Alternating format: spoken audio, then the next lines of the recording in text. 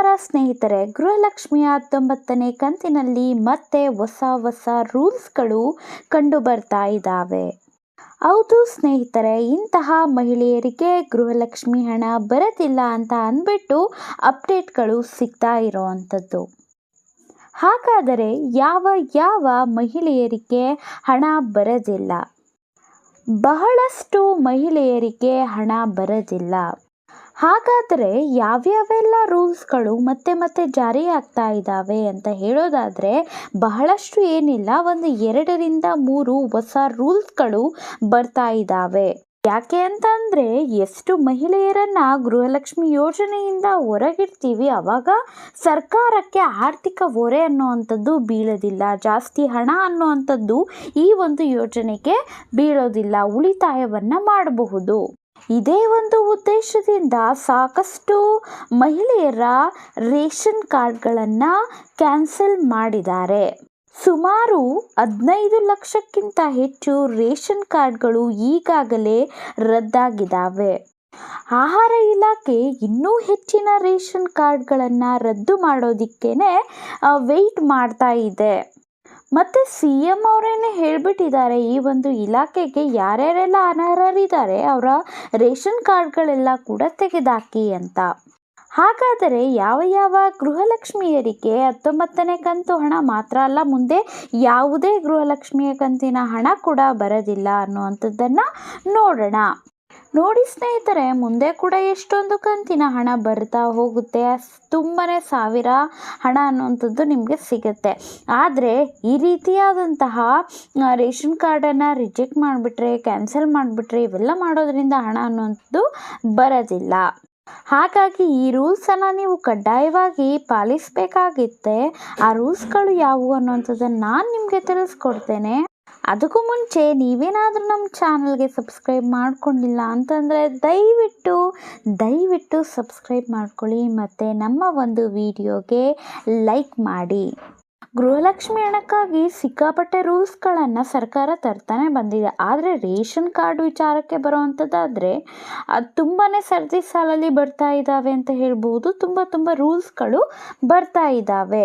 ಹೇಗೆ ಅಂತ ಅಂದರೆ, BPL ಕಾರ್ಡಿಂದ APL ಕಾರ್ಡನ್ನು ಮಾಡುವಂಥದ್ದು, APL ಕಾರ್ಡ್ ಇಲ್ಲ ಅಂತಂದರೆ ರದ್ದು ಮಾಡೋದು, ಅದು ಕೂಡ ಅರ್ಹತೆ ಇಲ್ಲ ಅಂತಂದರೆ ಅಂತ್ಯೋದಯ ಕಾರ್ಡ್ಗಳನ್ನು ಮಾಡುವಂಥದ್ದು.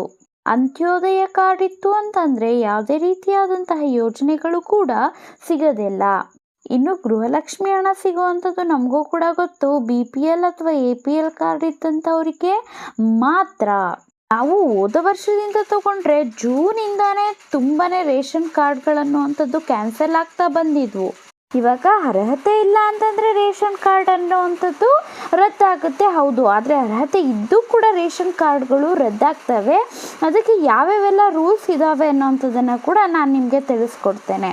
ಏನು ಕಾರಣ ಅಂತಂದರೆ, ಮನೇಲಿ ಯಾರು ಮುಖ್ಯಸ್ಥೆ ಇರ್ತಾರೆ ಅಲ್ವಾ, ಅವ್ರದ್ದು ಈ KYC ಆಗಿರೋದಿಲ್ಲ. ಮತ್ತೆ ಎಲ್ಲ ಕೂಡ ಸರಿಯಾಗಿದ್ದು ಕೂಡ ನಿಮ್ಮ ಬ್ಯಾಂಕ್ ಅಕೌಂಟಿಗೆ ಗೃಹಲಕ್ಷ್ಮಿ ಹಣ ಬರ್ತಾ ಇರೋದಿಲ್ಲ. ಅದರ ಬಗ್ಗೆ ಕೂಡ ನಾನು ನಿಮಗೆ ತಿಳಿಸ್ಕೊಡ್ತೇನೆ. ನೀವು ಒಟ್ಟಿನಲ್ಲಿ ಈ KYC ಮಾಡ್ಕೊಂಡಿದ್ದೀರಾ ಇಲ್ವಾ ಅನ್ನೋಂಥದ್ದನ್ನು ಕೂಡ ಚೆಕ್ ಮಾಡ್ಕೊಳ್ಳಿ. ಯಾಕೆಂದರೆ ನ್ಯಾಯಬೆಲೆ ಅಂಗಡಿಗೆ ಹೋಗ್ಬಿಟ್ಟು ನೀವು ರೇಷನ್ ಕಾರ್ಡ್ಗೆ ಆಧಾರ್ ಕಾರ್ಡ್ ಲಿಂಕ್ ಆಗಿದೆಯಾ ಇಲ್ವಾ ಅನ್ನೋಂಥದ್ದನ್ನು ಕೂಡ ಚೆಕ್ ಮಾಡಿಸ್ಕೊಳ್ಬಹುದು.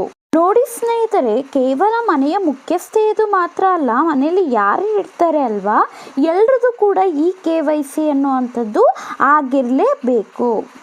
ಯಾರಿದು ಈ KYC ಆಗುತ್ತೆ ಅಲ್ವಾ ಅವರಿಗೆ ರೇಷನ್ ಕರೆಕ್ಟಾಗಿ ಸಿಗ್ತಾ ಇರುತ್ತೆ. 10 kg ಅಕ್ಕಿ ಸಿಗುತ್ತೆ. ಯಾರದು ಆಗಿರೋದಿಲ್ಲ ನೋಡಿ, ಅವರಿಗೆ 10 kg ಅಕ್ಕಿ ಸಿಗೋದಿಲ್ಲ.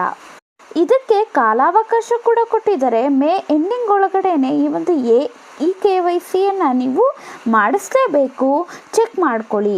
ಇದು ತರೋದಕ್ಕೆ ಕಾರಣ ಏನು ಅಂತಂದರೆ, ಎಷ್ಟೊಂದು ಜನರ ಮನೆಯಲ್ಲಿ ಒಂದಷ್ಟು ಜನ ತೀರಿ ಹೋಗಿರ್ತಾರೆ ಅಂತ ಅಂದ್ಕೊಳ್ಳಿ. ಅವರ ಹೆಸರಲ್ಲೂ ಕೂಡ ಅಕ್ಕಿಯನ್ನು ಪಡ್ಕೊಳ್ತಾ ಇರ್ತಾರೆ, ಮತ್ತು ಗೃಹಲಕ್ಷ್ಮಿ ಹಣವನ್ನು ಕೂಡ ಪಡ್ಕೊಳ್ತಾ ಇದ್ರು. ಇದನ್ನು ತಪ್ಪಿಸೋದಕ್ಕೋಸ್ಕರನೇ ಈ ಒಂದು ರೂಲ್ಸ್ಗಳನ್ನು ತಂದಿರೋದು.